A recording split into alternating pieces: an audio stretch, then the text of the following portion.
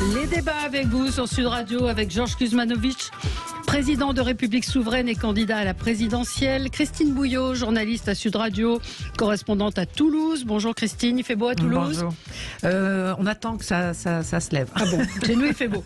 Jad Zahab, essayiste, vous avez publié Retrouver la République. Bonjour. Bonjour. Et Jérôme Ripoul, directeur associé de l'agence Confluence et coprésident d'Opinion Valais. Et bonjour. Bonjour. Macron face à la France en colère.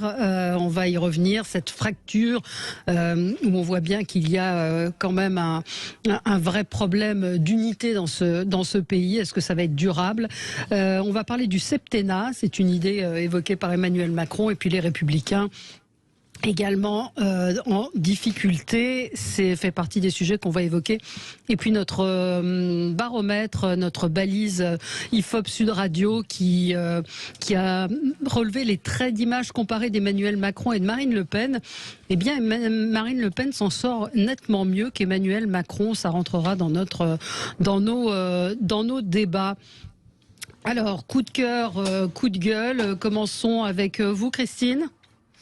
Alors, ça rejoint un peu le débat qu'on va avoir, mais je suis très surprise des opérations de communication des entreprises. J'ai reçu ce matin un communiqué d'une entreprise de bouteilles d'eau, qui va profiter de l'entre-deux-tours pour inciter les gens à aller voter avec des bouteilles spéciales. Bon, soit, c'est un argument commercial comme un autre, mais je me demande si lutter contre l'abstention peut être un argument commercial aujourd'hui, compte tenu de ce qu'on va évoquer ensemble, de l'état de fracturation, de l'état d'interrogation, de l'état de sidération du monde politique aujourd'hui, dans tous les partis, par rapport au deuxième tour qui se profile. Ouais. 12 millions de personnes ne sont pas allées voter. 12 millions de personnes. Ouais. Alors pour différentes raisons, des problèmes sans doute d'inscription sur les listes électorales, de durée trop longue devant les centres pour voter, devant les écoles, les mairies, enfin que sais-je, mais ça n'explique pas les 12 millions. Mais je m'étonne toujours, et je l'avais déjà dit dans cette émission, qu'on ne soit pas plus en amont à préparer les personnes à aller voter. Voilà, tout simplement. On est toujours un peu à courir derrière le truc. Alors après, il y a des gens qui ne vont pas voter parce qu'ils trouvent que ça ne sert à rien, mais cette abstention record, commence à être... Oui, mais enfin, est-ce que la préparation sert à quelque chose? J'ai un ami restaurateur qui a plusieurs restaurants. Avant le premier tour, il a demandé à ses 55 salariés, est-ce que vous allez aller voter? Sur les 55, il y en a 8. 8 qui ont dit oui. Donc il a posé la question en disant pourquoi vous n'y allez pas? Des jeunes, plutôt jeunes, serveurs, etc. Ça change rien, ça m'intéresse pas. Je me suis pas occupé. Alors là, il y en a effectivement. Je me suis pas occupé de mon inscription, mais 8 sur 55 sur des 25-35, ce qui correspond à cette abstention. C'est tout. Jérôme Ripoul. Oui, non, tout à fait. J'espère que la marque qui vous a envoyé, Christine, cet objet publicitaire, en tout cas cette sollicitation, a fait un bon slogan. Chaque voix est une goutte d'eau, mais une goutte d'eau plus une goutte d'eau, ça fait. Sur la bouteille, voilà. Il y a marqué voter. Enfin, c'est parrainé par le gouvernement. C'est le gouvernement. C'est le gouvernement, Christine, qui a commandé ces bouteilles. Ah, c'est le gouvernement, d'accord. Ok, d'accord. Ouais. Donc c'est pas une marque, d'accord, c'est le gouvernement. L'abstention aujourd'hui, c'est un peu comme un match, cette élection. Pas vu, moi, cet aspect-là, mais bon. C'est un peu comme un match, cette élection, c'est-à-dire que, ou comme un débat. C'est-à-dire que il n'y a pas eu de débat. Donc il n'y a pas eu d'intérêt et donc il y a une désaffection. Donc il y avait des gens qui étaient très politisés, on l'a vu chez LFI, au Rassemblement National et autour de Macron qui se sont mobilisés. Et puis une grande partie des électeurs, ils se sont tenus à l'écart de cette élection. Moi je crois que... Je suis d'accord avec vous, je vous rejoins là-dessus, mais on a quand même aussi interviewé des gens qui disent je suis mieux à la plage que dans un bureau de vote. Donc il y a aussi une forme de... côté ça ne sert à rien. Moi, ça me stupéfait. Ça me stupéfait. La faute à qui aussi, non? Bah oui, je suis désolée Valérie, quand on a 18 ans et qu'on devient majeur, moi j'ai discuté avec des jeunes pareil, comme vous, qui, est-ce que vous allez voter, pas voter, etc.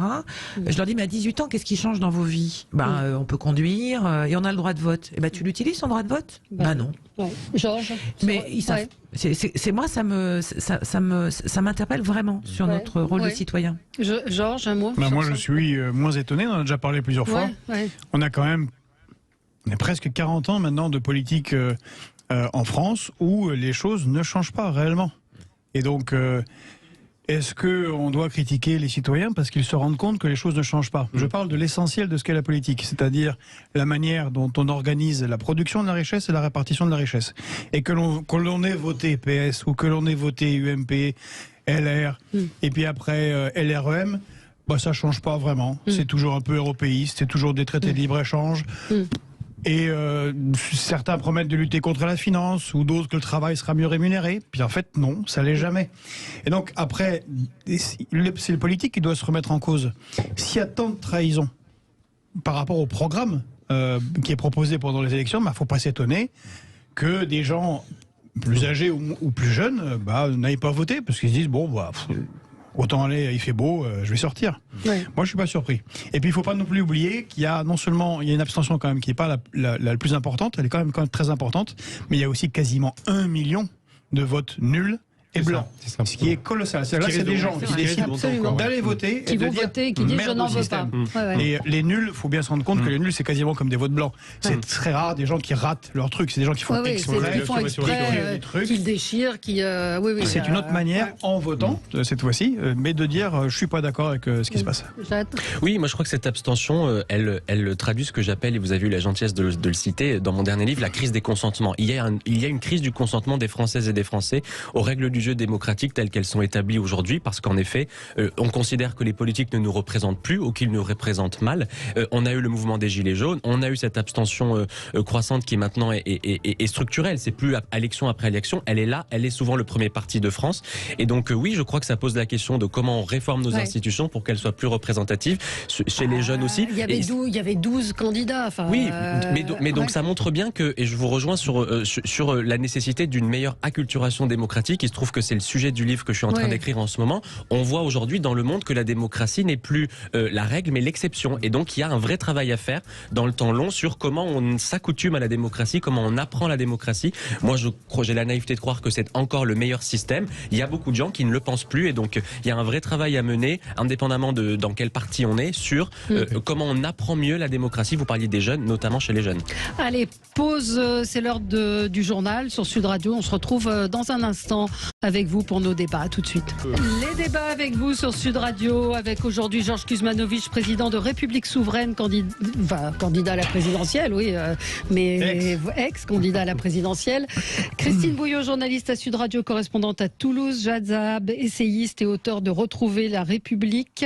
Et Jérôme Ripoul, directeur associé de l'agence Confluence et coprésident d'Opinion Valley. La France divisée, la France coupée en deux, plusieurs millions de personnes qui ont voté, qui vont voter pour Marine Le Pen, de très nombreux abstentionnistes, on en parlait avec Christine Bouillot, des gens qui votent blanc, un certain mécontentement face à la politique du président de la République. Est-ce que c'est une rupture durable?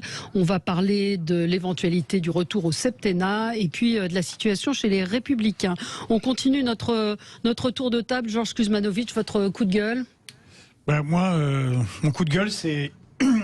Alors, en ce moment, on a une escadre, l'escadre du Charles de Gaulle, qui est déployée en Méditerranée orientale, qui fait des manœuvres avec la flotte libanaise. Et on apprend que la dernière ligne de défense du Charles de Gaulle, donc qui est le fleuron, notre porte-avions, le seul malheureusement, fleuron de notre défense et de notre flotte, qui est protégée donc par une frégate, la frégate Normandie.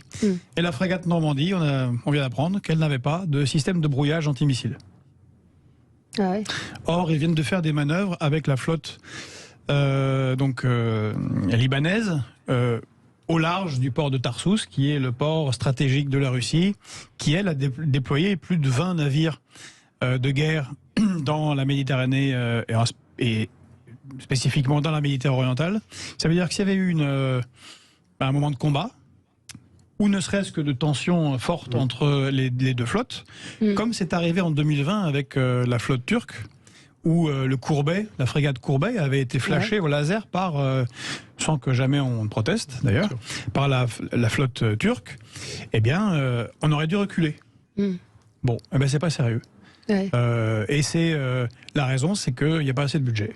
Et donc ils ont enlevé les radars enfin, le système antimissile, pardon, du Normandie. Ils l'ont mis sur celle qui est en train d'être produite, la FREM, la frégate multimission Lorraine, qui va sortir en 2022.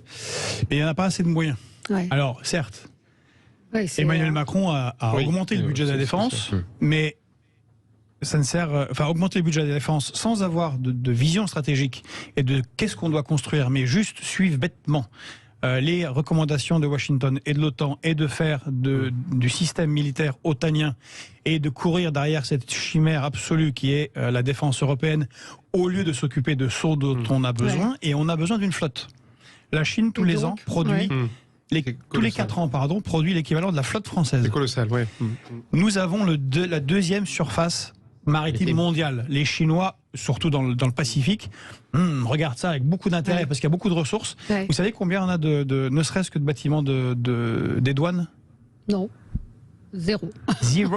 Zéro. C'est la moitié de la planète. Il n'y a pas de bâtiment des douanes. Ce qu'il faudrait, c'est augmenter notre flotte. Ça demande un investissement dans notre intérêt et pas suivre je ne sais quels intérêts autres qui sont principalement ceux des États-Unis. On délaisse totalement cette surface maritime qui est un élément de puissance à l'avenir, en particulier dans la course aux ressources. Et je trouve ça tragique. Et c'est très, très agaçant. Et ça veut dire que le porte-avions Charles de Gaulle est sans protection? Ah non, ils ont quand même des protections, mais c'est la dernière ligne. Et s'il y a un missile qui arrive, vous avez un système antimissile qui protège le Charles de Gaulle. Si un missile était tiré... Puis là, on a, pour ceux qui suivent, le navire amiral de la flotte russe de mer Noire, le Moskova, a quasiment été détruit. Alors ils disent qu'il y a une explosion à l'intérieur, mais en fait c'est un missile qui a été tiré, peut-être un missile Neptune, par les Ukrainiens. Bon, bravo pour eux. Mais voilà ce qui arrive. Si vous avez un missile qui vous tape et que vous... Et eux, ils avaient un système de défense antimissile. Et c'est 3 milliards qui partent en fumée. C'est notre seul porte-avions. Enfin, c'est insensé. C'est l'intérêt de ce tour de table, c'est d'apprendre des choses qui nous ont échappé dans l'actualité.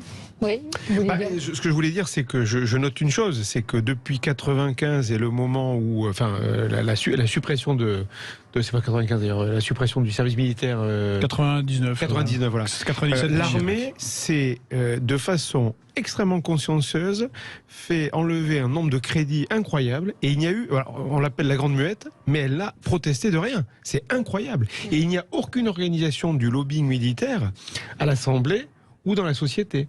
C'est-à-dire ça, c'est un vrai souci, c'est qu'aujourd'hui, pour défendre les crédits, les budgets militaires, quand vous avez une commission comme celle de l'Assemblée nationale qui a changé avec Emmanuel Macron et qui a été occupé par des nouveaux députés qui ne connaissaient pas le budget de la défense, voire qui n'étaient pas des spécialistes, parce qu'on avait demandé à ce qu'il n'y ait pas de spécialistes dans la commission, eh bien vous vous retrouvez avec des gens qui sont incapables de juger si notre budget militaire est à la hauteur ou pas. Et ça, c'est un énorme souci. Je vous coupe. Ça a été la première dispute avec Emmanuel Macron, c'était le général de Villiers. Exactement. Dans cette commission, le général de Villiers, la protestation qu'il a faite, vous savez ce que c'était? C'était de répondre aux questions de ces députés et de leur dire, avec les moyens que j'ai, je ne peux pas faire toutes ces missions-là. C'est pas possible.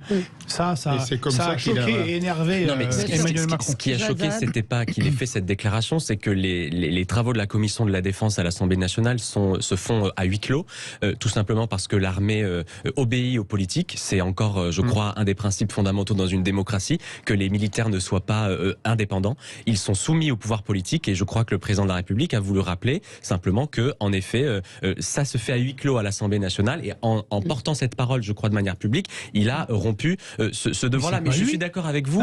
Je suis d'accord avec vous sur les budgets et les crédits de cette mission-là. Il y a eu une loi de programmation militaire qui, pour le coup, justement, évidemment, ne peut pas rattraper 35 ans d'incurie budgétaire en la matière, mais il y a une progression. Moi, j'espère et je pense que le conflit en Ukraine aujourd'hui va très clairement pousser, et je crois que c'est dans le programme du président d'ailleurs, je ne veux pas dire de bêtises, qui a une montée en puissance encore du budget de la défense, avec surtout la question numérique, la question du cyber, toutes ces questions-là qui vont monter en puissance. Et il y a un fameux, alors c'est un terme un peu plus précis que ça, un livre technique, un livre blanc de la défense, de l'Europe de la défense. Bon, je partage le constat et je pense que c'est un sujet auquel on répondra dans les prochains jours. Alors, Jadzad, votre coup de gueule. Oui, alors c'est un coup de gueule et vous commencez à me connaître, il n'est pas nouveau, contre l'instrumentalisation du principe de laïcité, notamment par l'extrême droite ces derniers jours. Alors, quelle est la prise dans l'actualité? Marine Le Pen a annoncé souhaiter interdire le port du voile dans l'espace public en disant que ça entraînerait une contravention. Il me semble que cette mesure pose deux problèmes. Le premier, est-ce qu'elle interdit le voile ou tous les signes ostensibles, la croix, la kippa? Jordan Bardella a répondu hier soir, elle n'interdit que le voile. Donc, elle crée de facto dans la loi une inégalité entre les citoyens, une rupture d'égalité. Deux, si elle interdit le voile, et même si elle interdisait aussi tous les autres signes ostensibles, elle incarnerait une méconnaissance flagrante, une mésinterprétation de la loi de 1905. Ce qui me permet mais je le fais souvent d'ailleurs ici chez vous, et je vous en remercie, de faire un énième rappel sur ce qu'est le principe de laïcité. La laïcité, ça n'est pas la neutralité de la société, c'est la neutralité de l'État. Ça n'est pas la neutralité des citoyens, c'est encore moins la neutralité de la France. Alors on nous dit, oui mais nous, c'est parce qu'on est des féministes qu'on veut interdire le voile dans l'espace public. Alors sans doute ai-je mal compris, mais pour moi le féminisme, ce n'est pas de dire aux femmes comment elles doivent s'habiller, c'est au contraire leur laisser le droit d'être les maîtresses de leur propre corps. Alors moi je le dis, moi je suis féministe, je défends le droit des femmes à s'habiller comme elles le souhaitent, l'habit en question fut-il un voile, un crop top ou une jupe. Et moi je le dis très clairement. Le voile n'est pas un crop top, le voile n'est pas un crop top, le voile n'est pas un vêtement comme un autre. Qui sommes-nous? Ah bon? Non, c'est qui pas un vêtement comme un autre. Qui sommes-nous pour dire aux femmes comment elles doivent s'habiller? Moi je le dis très clairement. C'est un marqueur identitaire très clairement. Absolument pas. Quiconque prétend dire à une femme comment elle doit s'habiller contre son plein gré est tout sauf un féminisme. Vous savez qu'il y a des femmes qui meurent parce qu'elles veulent retirer le voile? Alors c'est ce que j'allais vous dire. Alors on nous dit mais regardez en Afghanistan, en Iran, en Égypte, en Tunisie, les femmes se battent pour enlever leur voile. Non mais bien sûr.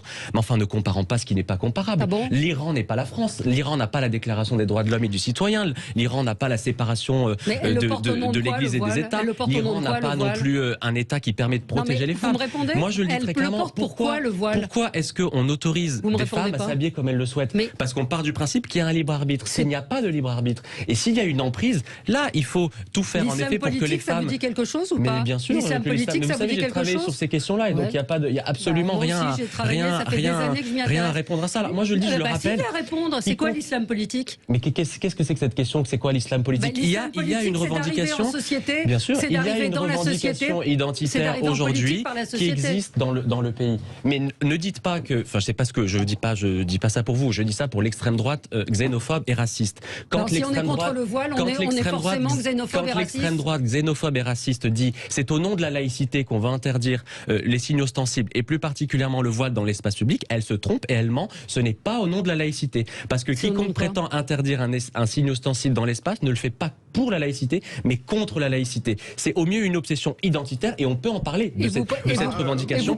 Au pire, c'est une volonté d'épuration de l'espace public. Moi, très clairement. Ce qui me choque dans les propos de Bardella, c'est qu'il ne veut interdire que le voile. Ça me choque, parce que là, effectivement, il vise une communauté, quand bien même, effectivement, on peut discuter de la signification du voile. Et ça me choque. C'est pas quand bien même, c'est pas quand bien même. Non, je veux dire par là, moi, ce qui me choque dans le raison de Bardella, c'est ça. La deuxième chose, c'est que... de toute façon, c'est impossible de l'interdire dans l'espace public. C'est là où la mesure est complètement c'est là où moi, j'ai une vision. Là, ce que vous venez de dire sur la laïcité est tout à fait exact. C'est que la laïcité, on neutralise l'État vis-à-vis des religions, enfin les religions vis-à-vis de l'État. Mais moi, très franchement, aujourd'hui, je ne serais pas choqué en tant que catholique, mais profondément laïque. Je ne serais pas choqué qu'on interdise tous les signes ostentatoires dans l'espace public parce que ça peut gêner des gens. Et moi, je trouve que c'est un marqueur qui nous distingue. Et moi, j'ai pas envie qu'on me prenne en tant que catholique. J'ai envie qu'on me prenne en tant que citoyen, en tant qu'humain. Et je n'ai pas envie de regarder telle ou telle personne en fonction de sa religion. Ça, c'est quelque chose qui. Donc moi, la laïcité, vous l'avez très bien définie. Effectivement, c'est pas la loi de 1905, mais je ne serais pas choqué qu'on l'étende plus généralement. Dans ce cas, il faudrait changer la loi de 1905. On est d'accord. Une autre vision de la laïcité. Georges Kuzmanovic. Alors c'est pas tant une autre vision de la laïcité. Je vous rappelle que la loi de 1905, dite sur la laïcité, est un compromis. Est un compromis après 130 ans, en partant de la Révolution française, mais beaucoup plus long avec les rois de France, de lutte contre la prééminence du religieux dans la société, à l'époque, la religion catholique. Et ça a été extrêmement difficile. À un niveau que très peu de gens accepteraient aujourd'hui si on l'appliquait à l'islam. Pendant 25 ans, entre 1880 et 1905, plus de 700 congrégations ont été chassées manu militari avec la troupe et les gens étaient déportés. C'est-à-dire qu'on leur a dit, allez vivre en Belgique ou en Allemagne si vous voulez pas vivre sous les lois de la République. C'était l'époque d'Émile Combes, c'était extrêmement dur. Avant cela, il y avait eu, pendant la Révolution française, la constitution civile du clergé, donc on mettait les prêtres à genoux pour qu'ils prêtent serment et qu'ils n'obéissent plus au Vatican. Après, il y a eu le concordat de Napoléon, on a dit non, vous ne choisissez plus vos évêques et vos trucs, c'est moi qui les choisis, et puis ils m'écoutent, et puis le Vatican n'a qu'à se taire.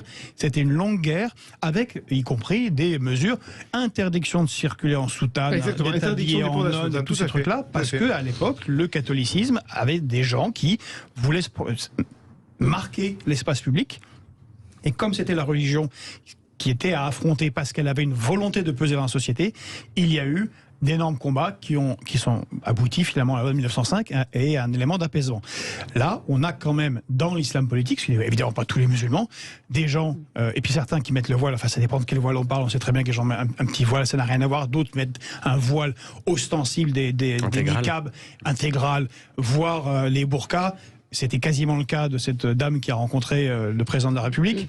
Là, on est dans une affirmation politique du fait religieux dans la société, et c'est exactement ce qui s'est passé jusqu'en 1905. Je pense qu'il y a un combat à mener qui n'est pas contre les musulmans, qui n'est pas contre l'islam, qui est que, comme le disait Victor Hugo, l'État chez lui, il faut qu'on marque une pause, c'est la pub. Et Christine, vous nous direz ce que vous en pensez. Est-ce que vous avez pensé hier aussi de l'interpellation du président de la République à cette femme voilée? Vous êtes féministe, est-ce que vous le portez de façon volontaire? On y revient dans un instant. Les débats avec vous sur Sud Radio avec Georges Kuzmanovic, Christine Bouillot, Jad Zahab et Jérôme Ripoul.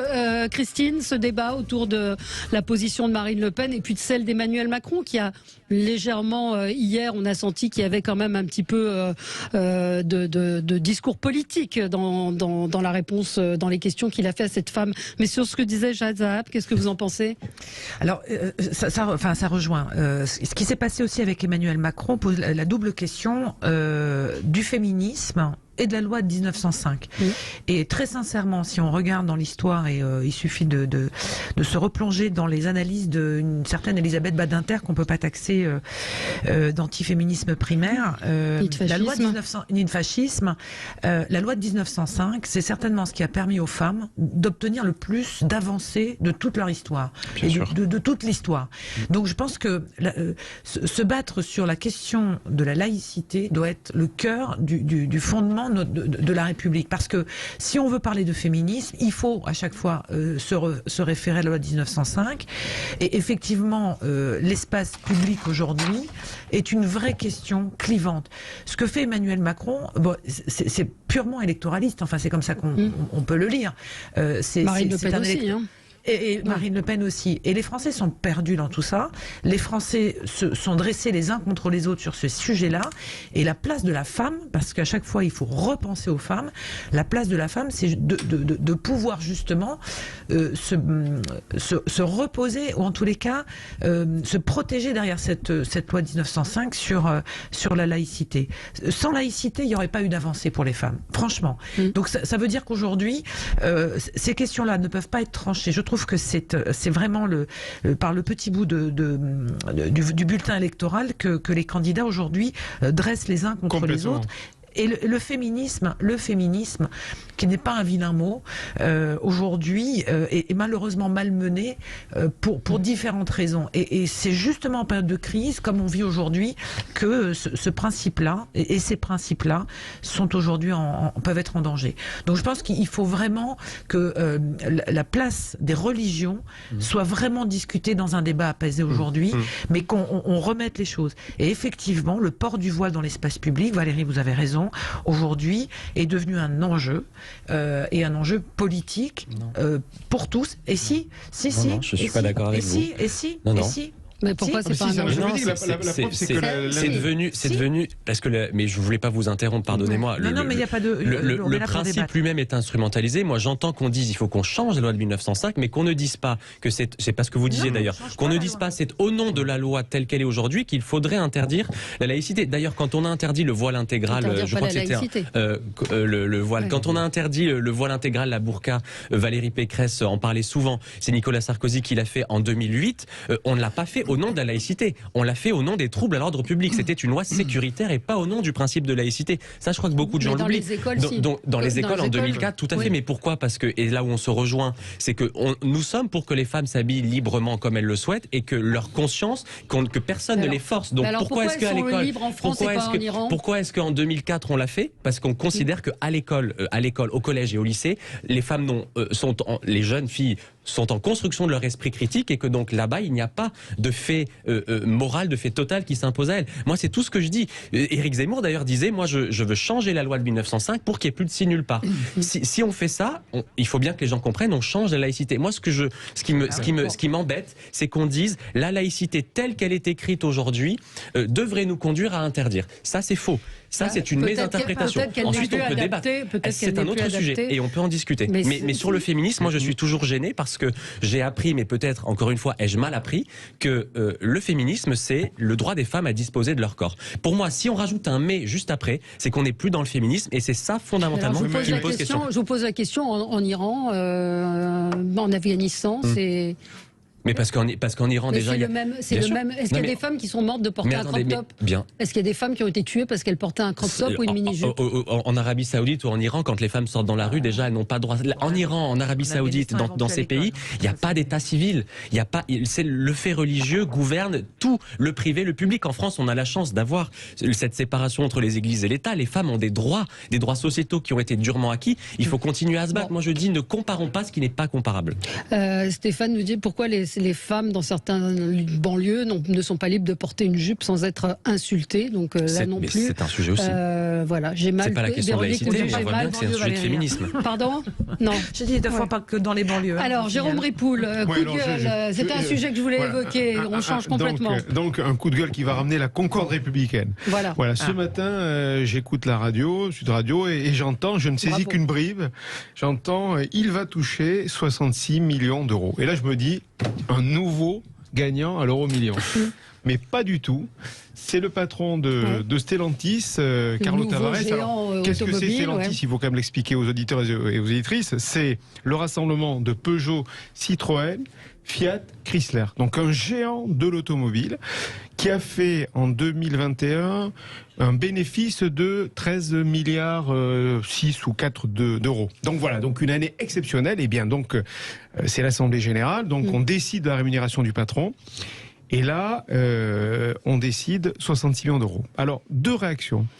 Première chose, et c'est un patron qui vous dit ça, hein, donc voilà. Alors, il y a un salaire fixe, faut expliquer. Voilà, j'y arrive, tout à fait. Voilà, donc en fait, il y a eu un vote. En fait, la rémunération de Monsieur Tavares pour 2021, c'est 19 millions d'euros. Et le reste des 66 millions d'euros est constitué par des actions gratuites notamment qui lui seront données au fur et à mesure. Donc c'est pas la rémunération de l'année 2021. La rémunération de l'année 2021, c'est 19 millions d'euros. Le reste qui constitue les 60 millions d'euros, c'est des actions qu'on lui donnera gracieusement. Mais deux remarques. C'est quand même une entreprise privée, on pourrait se dire, après tout, l'actionnaire fait ce qu'il veut. Ah ben oui, c'est bien le problème. L'actionnaire, il s'est déjà prononcé, et notamment parmi les actionnaires, la Banque publique d'investissement, elle a voté contre le fait que M. Tavares reçoive 66 millions d'euros. Alors pourquoi on lui a donné 66 millions d'euros? Eh bien parce que Stellantis a un siège aux Pays-Bas et donc cette délibération est facultative. Première chose. Donc on a quand même l'État qui possède 6% d'une entreprise qui est aux Pays-Bas et en fait qui fait ce qu'elle veut. La deuxième chose, c'est on pourrait dire attendez, M. Tavares, on l'a dit, 13 milliards d'euros, c'est exceptionnel. Il mérite bien ça. Sauf que nous avons un contre-exemple. Monsieur Pouyanné, qui dirige Total Energy, qui a fait pour 2021 le même bénéfice, plus de 13 milliards d'euros, va toucher lui 5,6 millions d'euros, ce qui, avouons-le, n'est déjà pas mal. C'est pas Donc, bon. en clair, on a besoin peut-être, alors pourtant j'étais vraiment pas pour ce débat, mais là, ça donne le vertige, et on pourrait peut-être effectivement penser à des plafonds, ça serait pas complètement fou que d'imaginer qu'on limite les rémunérations 66 millions d'euros. Ça fait 180 000 euros par jour. C'est inimaginable. 180 000 euros par jour. Voilà, et puis que les patrons n'aient pas eux-mêmes la décence de dire stop. Alors c'est lissé, en fait, son salaire n'est que de 2 millions d'euros et la part variable constitue la majorité de sa rémunération avec 7,5 millions liés à sa performance en 2021, une prime d'1,7 million liée à la création de Stellantis et des attributions gratuites. C'est alors 2600 salariés en France. vous allez répondre dans un instant, à tout de suite. Allez, avec vous sur Sud Radio jusqu'à midi. Christine, alors un auditeur fidèle me dit les joueurs de foot, Mbappé, Neymar et compagnie gagnent 4 fois plus que les grands patrons talentueux. Vous vouliez peut-être ajouter qu'en fait les primes de résultats sont liées aussi aux économies et aux licenciements. Il y a une partie de la rémunération de M. Tavares qui va porter sur la performance, c'est-à-dire sur la productivité qu'il va gagner. Comment en licenciant, il y a 2600 personnes qui vont licencier. Christine Bouillot. Oui, alors je comprends donc les enjeux économiques et de performance des entreprises, mais moi je me souviens très bien d'un patron qui s'appelait Louis Gallois, qui était patron de ADS et qui lui qui était qualifié de patron de gauche. Et à l'époque où il dirigeait quand même le consortium européen, où il y a eu la fusion entre tous les groupes, a renoncé à toutes ses parts variables. Voilà, il considérait qu'à un moment donné, le patron lui-même, je crois qu'il touchait aux alentours de 900 000 à 1 million d'euros de salaire par an. Il considérait que ça suffisait largement et qu'il y avait une question aussi de rapport avec l'échelon du dessous. Donc de lui-même, il était capable de comprendre. Et après, pour en avoir discuté avec les syndicats qui étaient autour de la table pour toutes les négociations autour de ces sujets-là, il disait c'est vrai que ça permettait quand même une discussion nettement plus franche, beaucoup moins tendue, un rapport social qui était complètement différent à l'intérieur de l'entreprise. Et c'est vrai que je pense qu'à un moment donné, ces notions de rationalité entre ces salaires, en tous les cas, ce que devrait toucher, parce que tout ça c'est encore de l'argent virtuel, mais je me demande comment dans les discussions, les négociations salariales, comment dans l'entreprise on arrive à conserver un équilibre sain avec des messages clairs où on demande aux gens d'être en raccord avec les enjeux environnementaux, sociétaux, etc. Donc il y a aussi peut-être de la part des grands patrons dans leur formation une notion de responsabilité à avoir sur, on va dire, le gigantisme. Alors je parle pas des États-Unis, mais au moins en France et en Europe, quoi. La RSE, c'est pas... Georges. Bon, en tout cas, merci à Jérôme Ripouli pour ce coup de gueule qui marque bien où on en est, qui marque bien la période macroniste dans laquelle on est. Moi, je pense qu'on est en 1788. C'est-à-dire qu'on a une métacaste qui vit à Versailles. Alors, c'est un Versailles qui n'est plus localisé à Versailles, mais qui est au-delà des préoccupations des citoyens et qui ne vit pas des règles de droit divin, mais qui vit des règles de libre-échange. Et c'est la société que nous avons construite. Tout à l'heure, Christine parlait du problème du désamour de la politique, mais effectivement, la démocratie est importante, mais il n'y en a pas en entreprise. Et ce que vous avez souligné est très important, c'est que cette entreprise a été délocalisée, enfin, son siège est aux Pays-Bas. Oui, Pays-Bas, bien sûr. Ça, c'est Alors, il y a une auditrice qui me dit, pouvez-vous rajouter comme info que tous les salariés du groupe dans le monde ont touché 5 000 euros de primes, 2 milliards redistribués aux salariés. Ceux qui sont restés dans le groupe. Sauf les 2600 Français qui vont être délocalisés. Voilà, mais pour être juste, il faut dire qu'il y a aussi une redistribution. Heureusement qu'il y a une prime. Le groupe a gagné 13 milliards. Donc heureusement qu'il y a une prime. Mais pour continuer de ce que je disais, vous avez une entreprise de défense, Nexter par exemple, qui faisait nos chars Leclerc, qui a été fusionné avec le KWM allemand. Où est son siège social ? Aux Pays-Bas. Une entreprise de défense. Alors là, on est dans un délire total, c'est-à-dire que tout est cassé, délocalisé, dérégulé. Et quand on a une économie dérégulée, on fait ce qu'on veut. Et quand on est au sommet de la pyramide alimentaire, on mange beaucoup. Et il n'y a pas de régulation. Or, le problème de ce que dit Christine a raison. Il faudrait que... non, en fait, on sait très bien que dans tous les domaines, l'écologie, les rémunérations, le respect du droit social, l'aautorégulation des multinationales, ça ne fonctionne pas. Il faut une régulation. Alors, non, ça ne fonctionne pas. Non, mais moi je suis peut-être trop optimiste, mais j'aime mon optimisme. Sur la question, par exemple, de l'impôt sur le revenu européen, c'est une avancée qui a été obtenue par la France. Moi, je suis en plus patriote, donc sur la présidence française, sur l'OCDE, etc. C'est une avancée.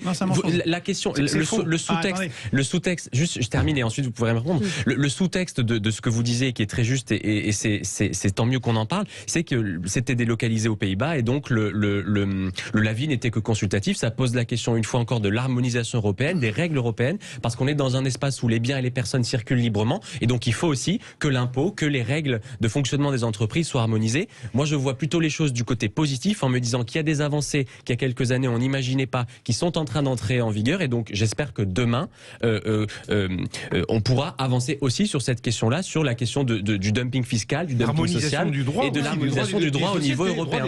Ça fait 60 ans que cette harmonisation fiscale est avancée pour les défenseurs de l'Union européenne. Oui. C'est demain. Mais ça vient d'arriver là, l'impôt sur le revenu européen, minimum de 15%. Il y a toujours le Luxembourg, il y a toujours le Liechtenstein, il y a toujours l'Irlande, il y a toujours les Pays-Bas. Et bien, il faut continuer à négocier. Actuellement, tous les écrits européens organisent le dumping fiscal en Europe. C'est organisé. Il faudra changer énormément d'articles dans les traités et dans les différents accords. Mais il faut le faire. Oui, mais c'est la politique des petits pas. écrit de cette C'est ça, les petits pas. Moi, je crois à la politique des petits pas. C'est la politique des petits pas qui a été faite dans l'autre sens. Donc, pour le moment, c'est un dumping fiscal qui est organisé. D'ailleurs, le précédent président de la Commission européenne, un certain Jean-Claude Juncker, je vous rappelle, était Premier ministre de Luxembourg quand il a organisé justement pour le Luxembourg ce dumping fiscal au niveau européen. Il faut arrêter de prendre les citoyens pour des... Juste un dernier mot pour répondre vraiment et pour en finir avec l'auditrice. 4 400 €, c'est donc la prime moyenne que vont toucher effectivement les salariés de Stellantis, sauf ceux qui seront les 2600. C'est-à-dire que quand on multiplie avec les 12 000 salariés du groupe, ça fait une somme qui est moins importante, de 52 millions d'euros, qui est moins importante que la rémunération que va toucher au final Carlo Tavares. Donc, vous voyez, il pourrait répartir un peu mieux, c'est ce que vous êtes en train de dire. Allez, revenons en France. On y était un peu. Ce matin, c'est un éditorial d'Yves Tréhard qui parle de cette France fracturée, dominée par la radicalité, avec entre Marine Le Pen, Éric Zemmour, Jean-Luc Mélenchon et l'abstention. Alors, il termine son édito en disant des colères aux racines certes différentes, mais qui peuvent se coaguler pour se faire entendre. Face à elle, Emmanuel Macron apparaît seul, sans alternative. Est-ce que c'est une nouvelle fracture dangereuse? Est-ce qu'elle est durable, provisoire? Et est-ce que la déconstruction est terminée? Et à cela, je voulais ajouter, peut-être que vous avez écouté Frédéric Dabi ce matin dans le Grand Matin Sud Radio, qui évoquait la balise IFOP fiduciale, dans laquelle ils interrogent les Français sur les traits d'image comparés entre Marine Le Pen et Emmanuel Macron. Et force est de constater que Marine Le Pen l'emporte sur Emmanuel Macron sur un certain nombre de sujets, la plus capable de gérer la question des retraites, la plus capable d'améliorer le pouvoir d'achat des Français, connaît le mieux la vie quotidienne et la préoccupation des Français, la plus capable de garantir la sécurité des Français contre le terrorisme. Emmanuel Macron, lui, est largement devant en ce qui concerne la stature présidentielle, les intérêts de la France à l'étranger et la fin de la crise en Ukraine. Mais tout de même, quand on compare, puisqu'il y a un comparatif avec les items précédents, elle a gagné sur énormément de points. Donc on va avoir une France, que ce soit l'un ou l'autre qui gagne, qui va être vraiment fracturée. Je ne sais pas qui... Jérôme Ripoul. Il est évident que là, à mon avis, l'écart qui sera celui qu'on verra au soir du second tour sera sans doute beaucoup moins élevé. Et moi, je ne parie sur rien parce qu'il y a effectivement une colère. Quand Tréhard parle de colère, je crois que la problématique d'Emmanuel Macron aujourd'hui, par rapport à ces 5 années précédentes, l'élection 2017, c'est qu'on le connaît maintenant. On sait ce qu'il est. On sait là où il peut varier. Et donc les gens, par rapport à 2017, où on pouvait prendre finalement les traits de caractère qui nous plaisaient le plus, là, les gens peuvent prendre les traits de caractère qui plaisent le moins chez lui. Et donc réarmer leur colère et leur ressentiment sur l'égard. Et moi, c'est ce qui me fait peur. Et c'est ce qui me fait dire que c'est pas étonnant que Marine Le Pen, quand on fait cette comparaison, apparaisse sur certains items qui sont pas les items présidentiels, enfin pas tous les items présidentiels. En tout cas, quand on voit la présidence à l'étranger, Macron est plus avancé, mais en tout cas, fait une progression qui est significative. Et donc, ça veut dire que derrière, si on a une présidentielle avec, vous l'avez dit, une France divisée, les législatives seront très, très, très, très complexes. Ouais. C'est un fait sociologique. Ça a été suffisamment dit par des gens comme Christophe Guilluy, et les mêmes analyses, on a les mêmes analyses aux États-Unis et en Grande-Bretagne.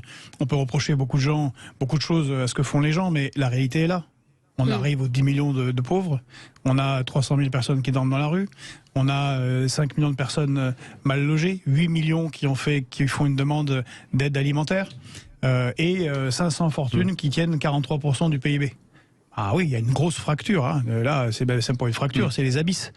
Donc, bien évidemment, avec la crise de l'énergie antérieure à la guerre en Ukraine, ça n'allait déjà pas bien pour la moitié des Français qui gagnent moins de 2 000 €.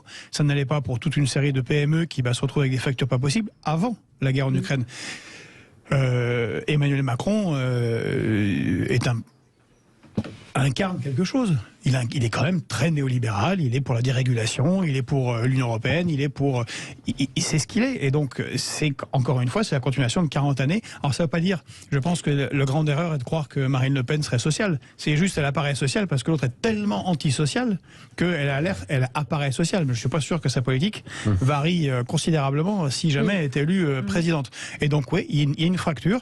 Et l'exemple même, il est incarné par Macron.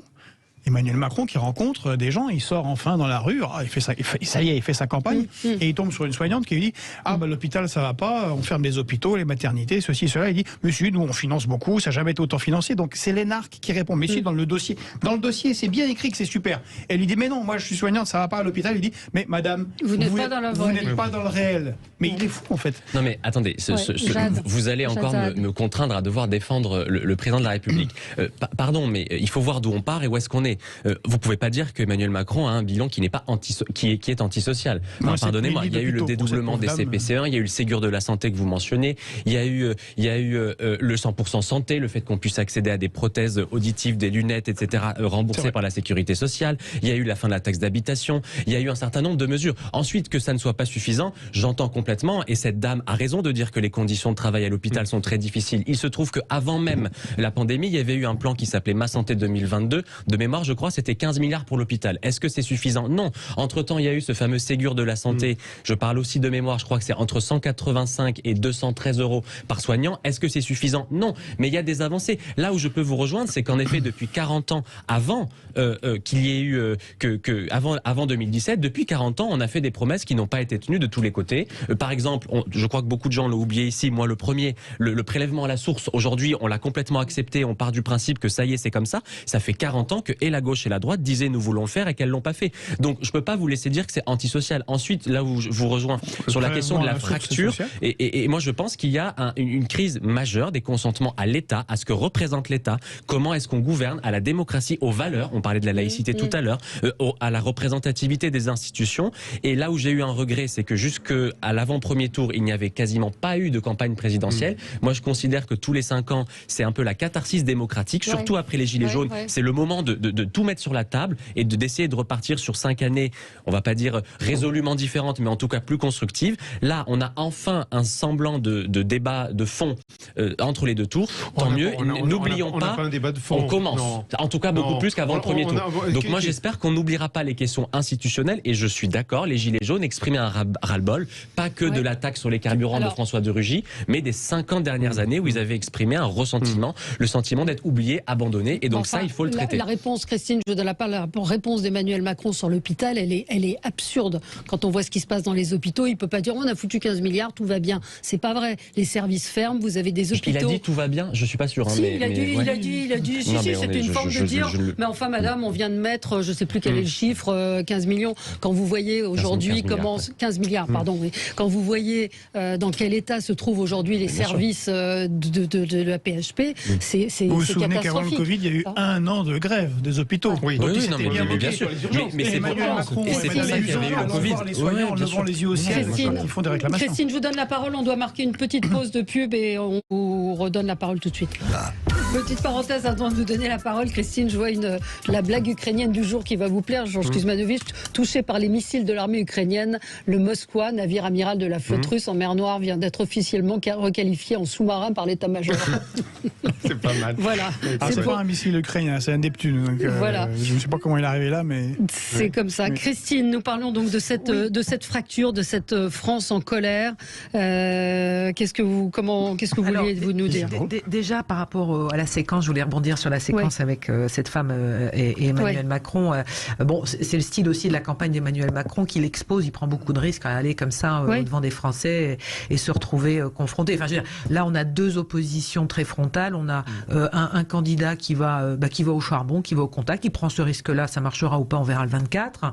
Est-ce qu'il va pouvoir retourner son image de cette façon-là? Et puis après, vous avez le choix de la candidate qui, elle, ne fait que des visites de courtoisie ou choisit ses journalistes quand elle fait des confs de presse. Donc forcément, elle est moins chahutée, on a moins des séquences comme ça qui donnent le sentiment de connaître la personnalité de la personne. Moi, c'est sur la fracturation que je voulais réagir tout à l'heure, notamment sur le choix qui sort. En gros, aujourd'hui, la fracture, c'est par exemple pour les électeurs de Jean-Luc Mélenchon, c'est de se dire dans leur tête, et on les entend, je suis prêt à voter Marine Le Pen par exemple. Mais je me dis, mais qu'est-ce que le sens profond de leur bulletin veut dire? Parce que s'il y a bien deux oppositions complètes sur certains sujets fondamentaux, je pense simplement par exemple sur justement on parlait tout à l'heure de la place des femmes, du port du voile, de l'islam en France, tout oppose LFI et le RN. Et ils vont se retrouver avec un bulletin de vote commun. Absolument. Peut-être mettre Marine Le Pen au pouvoir avec tout ce que ça implique derrière aussi en termes de enfin en tous les cas ce séisme politique. Et ça veut dire que on va se retrouver dans la même position, encore pire qu'avant. C'est ça que je n'arrive pas à comprendre dans ce genre. Et donc je ne voudrais pas aujourd'hui qu'on se retrouve dans une situation où la fracturation soit totalement, on ne puisse plus revenir en arrière. Alors il y a un autre élément aussi qu'il faut tenir compte, c'est qu'on entend aussi beaucoup dire aujourd'hui, ça va peut-être nous amener au septennat, même si on n'a pas le temps d'en parler aujourd'hui, c'est qu'on entend beaucoup dire on compte sur les législatives pour rectifier, pour contrebalancer. Donc ça c'est très dangereux aussi. Et qui peut être très dangereux avec aucune majorité. Avec aucune majorité. Donc je ne sais pas trop comment on va sortir de ce jeu-là. Je peux vous dire que les électeurs vont sortir éreintés de ces débats qui n'en finissent plus et dans lequel on n'a pas de vision alors qu'on est en pleine crise écologique, démographique, en Europe, etc. Donc je pense qu'effectivement, aujourd'hui, on est extrêmement fragilisé par toutes ces fracturations. Oui, par rapport à ce que vous disiez, les lecteurs LFI qui pourraient voter Rassemblement National, on peut refaire de nombreux reproches sur les défauts multiples, variés et fleuris de Jean-Luc Mélenchon, mais cette fois-ci, on ne peut pas dire qu'il n'a pas averti ses électeurs sur la différence qu'il y avait entre le voter Macron et voter Marine Le Pen. Donc ça, sur ce point-là, il est clair. Après, si ces électeurs dont ils ne maîtrisent pas les voix, ça il faut quand même le rappeler, font ce vote-là, c'est qu'effectivement, pour en revenir à l'édito de Tréhard, il y aura une colère en France qui a été complètement sous-estimée. Et ça... Et un rejet de la personne. Et un rejet de la personne. Comme il y en avait une en 2012 avec Sarkozy. Il n'y a pas eu une adhésion à François Hollande, il y a eu un désamour. Il y aura une colère aussi, à contrario, avec un autre, si Marine Le Pen gagne. Bien sûr, parce que ça sera effectivement... Bien sûr, on est d'accord. Mais sur Jean-Luc Mélenchon, vous disiez qu'il avait été clair. Moi, je trouve qu'il aurait quand même eu l'être un peu plus. Il a dit pas une voix ne doit aller à Marine Le Pen. Il l'a répété 4 fois dimanche soir. Enfin, il ne dit pas, comme Hidalgo a dit, je voterai contre Marine Le Pen avec le bulletin Emmanuel Macron. Parce que Jean-Luc Mélenchon, il sait très bien que l'abstention et le vote blanc, hélas, dans les règles du jeu actuelles, n'ont pas d'impact concret sur le résultat de l'élection. Et justement, moi, je crois que beaucoup des gens et des jeunes qui ont voté pour Jean-Luc Mélenchon, ce qui leur plaît aussi, c'est la fameuse 6e République avec la représentativité renforcée des institutions. Donc, Jean-Luc Mélenchon, s'il était vraiment, alors c'est mieux qu'il y a 5 ans, mais s'il était vraiment engagé contre Marine Le Pen, il aurait dit, même il aurait pu dire bouchez-vous le nez, allez voter avec le bulletin Emmanuel Macron. Là, je crois qu'il prend quand même un risque, même si en effet il n'est pas propriétaire des voix de ses électeurs et c'est heureux, mais il aurait pu dire à titre personnel, je mettrai le bulletin Emmanuel Macron dans l'urne. Moi, je pense que ça aurait pu être clair. Ne votez pas Marine Le Pen. Oui, mais pas un bulletin, c'est voter blanc. Hélas, aujourd'hui, ça ne change pas le résultat. Non, mais voter blanc et tout le monde n'est pas d'accord sur qui sera favorisé par l'abstention, le vote blanc. Il y a 43% apparemment, et le sondage qui n'est pas ressorti aujourd'hui sur 43% des électeurs qui voteraient pour Macron. Georges Kuzmanovic. C'est une règle statistique de base. Celui qui est avantagé ou celle qui est avantagée par le vote blanc, c'est celui qui passe devant. C'est celui qui passe devant. Qui passe devant, et il est avantagé par le vote blanc, parce que ça renforce son vote, enfin le fait qu'il soit devant. Bon. Mais là, donc on ne sait pas qui va être devant. Donc a priori, ça renforce le vote blanc. Et Emmanuel Macron, qui est donné dans nos sondages 55-45. Emmanuel Macron. Sinon, une remarque, je pense que les gens, effectivement, le vote, pas plus qu'un autre, les votes ne lui appartiennent. Qui se sont mis derrière Jean-Luc Mélenchon ne lui appartiennent. Et je constate que les gens en ont ras-le-bol des injonctions. Ouais. Et des anathèmes, parce que là, c'est anathème et injonction dans les deux sens. Hein. Et c'est vraiment insupportable. Les citoyens décideront en âme et conscience. Mais juste un point qui, moi, personnellement, m'agace, c'est le côté... à ce moment-là, il faut interdire le RN, point. Oui, non, mais c'est ça. À chaque fois, second tour, on défend la République. C'est un peu ce qu'on entend depuis quelques jours. Enfin, et c'est un risque réel de continuer de le faire de cette manière-là. Appeler à voter Emmanuel Macron comme quoi il serait le défenseur de la République contre le fascisme, c'est un risque considérable qui est pris qu'elle finisse par gagner, parce que c'est une injonction qui ne repose pas sur grand-chose, en réalité. Parce que moi, je veux bien qu'on me paye, qu'on m'explique en quoi, après ces 5 années, Emmanuel Macron est représentant de la République française. La République française... Qu'est-ce que vous voulez dire par là ? Article 3, l'article 3 de la souveraineté, du titre 1 de la Constitution, c'est la France. La souveraineté de la nation procède du peuple qui s'exprime par référendum et par ses représentants élus. Elle ne procède pas d'une construction non voulue par la nation, d'une souveraineté européenne qui ne représente enfin, qui n'est pas démocratique. Traité ratifié, donc souveraineté respectée. C'est pas des traités qui ont été adoptés. Le référendum en France a été voté contre, je vous rappelle. Là, vous êtes en train de nier 8 millions et demi de personnes qui ont voté Macron. Quand on dit ça, on nie aussi qu'il y a 8 millions et demi de personnes qui ont voté Emmanuel Macron et qui l'ont placé en tête au premier tour. On peut pas dire... On nie rien, c'est juste que les gens votent parce qu'ils préfèrent Macron et son programme, ou qui votent Marine Le Pen parce qu'ils préfèrent son programme. Est-ce que c'est du vote parce qu'ils n'ont pas essayé Marine Le Pen? Oui, c'est ça. C'est pas forcément un vote d'adhésion.